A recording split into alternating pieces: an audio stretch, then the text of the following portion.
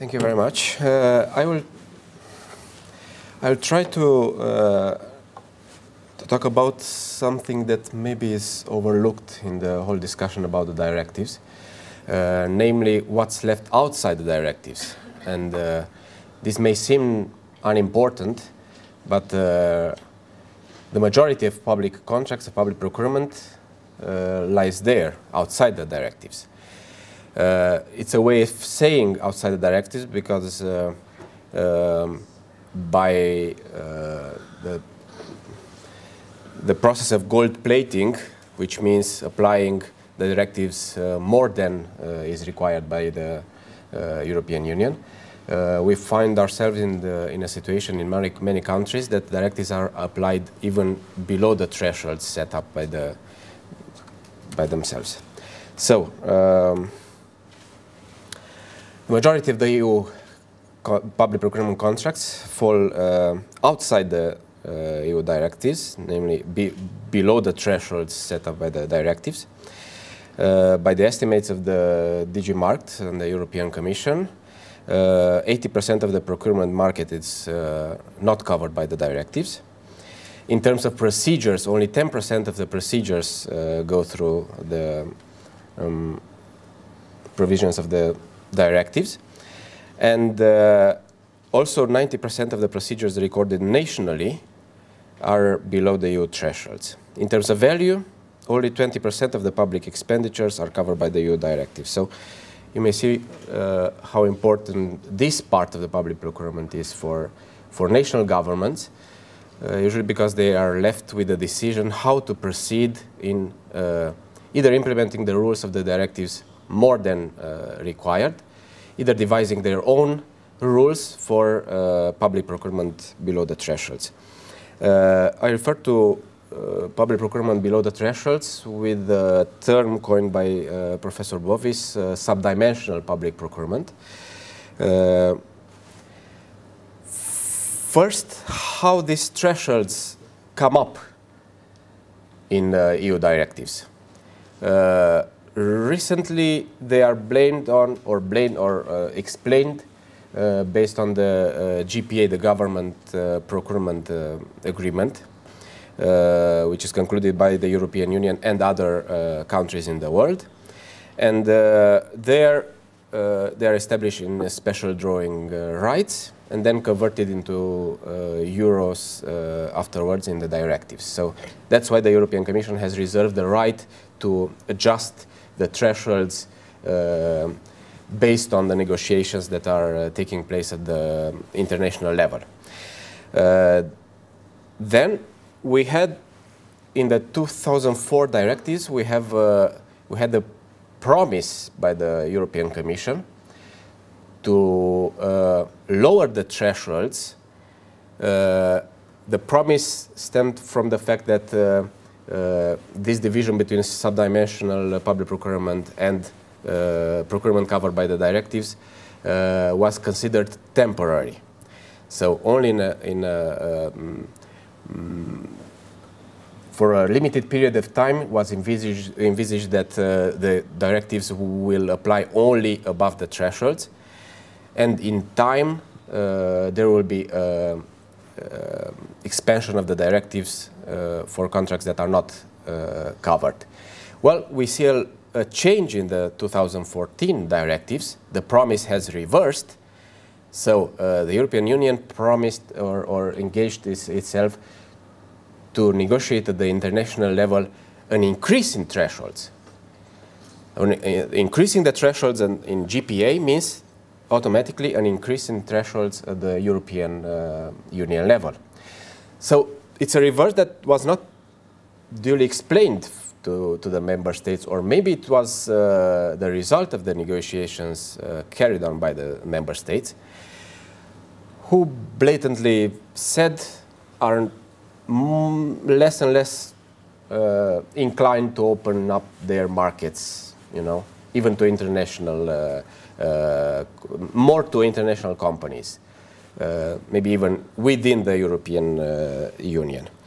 So the reasoning behind the division between subdimensional procurement and procurement covered by the directives is that there's no enough cross-border interest in lower, in minor contracts.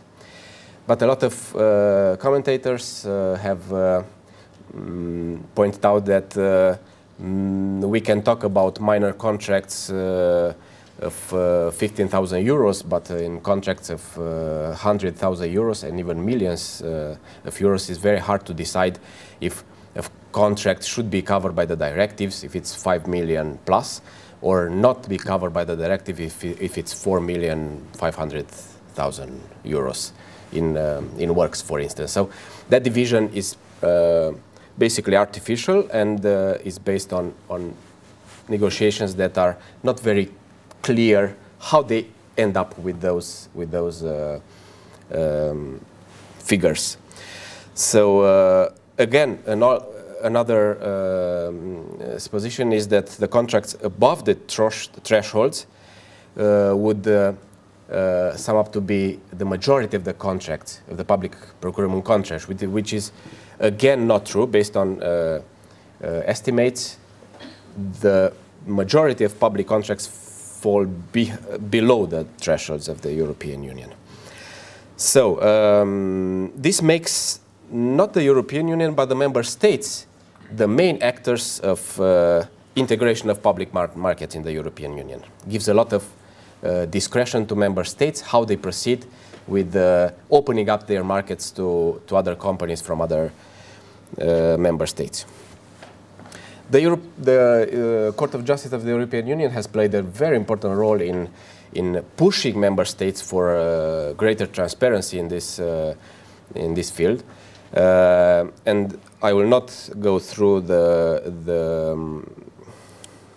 case law of the court. You can find it on the presentation. I will say that the most important cases were considered to be Tele-Austria and also Germany versus Commission, where the Germany, backed up by other member states, contested the Commission interpretation that has, in a way, summarized the case law, saying that below the thresholds, the member states should follow the EU principles in awarding public contracts. So these are the case law. The European Commission has issued a communication in 2006, which is still applying after the new directives are in place, because it hasn't changed in scope, saying that the cross-border interest test should be performed based on some items, like the subject matter of the contract, the estimated value, the place of execution, so on. The EU principles that are envisaged to be applying below the threshold contract are, of course, the free movement of goods, of establishment, provide services, but basically all those principles that are deriving from them: equal treatment, non-discrimination, mutual recognition, proportionality, and transparency. It's interesting how these principles are applied in practice and what they mean in practice of awarding public contracts below the thresholds. The equal treatment implies also an obligation of transparency, the principle of freedom to provide services, and a free competition. No new obligations stem from this principle, and it was very clearly specified in Germany versus Commission. I will not dwell more on these issues because we have a little time. The non-discrimination means that the subject matter of the contract should be described in a non-discriminatory manner, and also includes the mutual recognition of diplomas, certifications, and so on from other member states. Question posed by the commentators: is non-discrimination the same with equal treatment? Well, at the European level, when European institutions are awarding contracts, they refer to equal treatment because it's evident that they cannot discriminate based on nationality.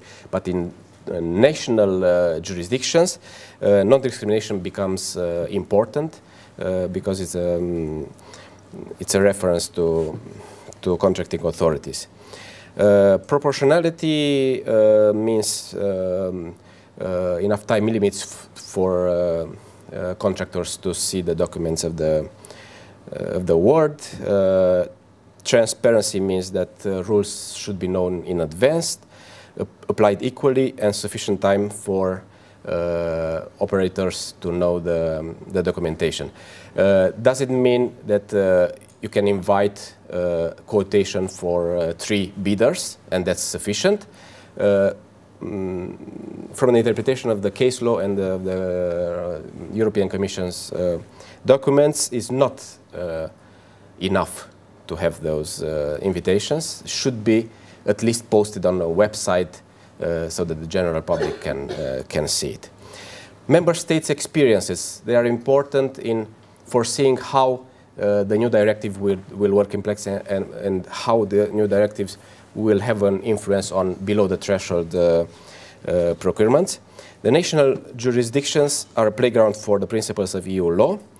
The 2 options were at hand, either to expand the rules of the directives to subdimensional procurement, fully or partially, or the application of private and public law.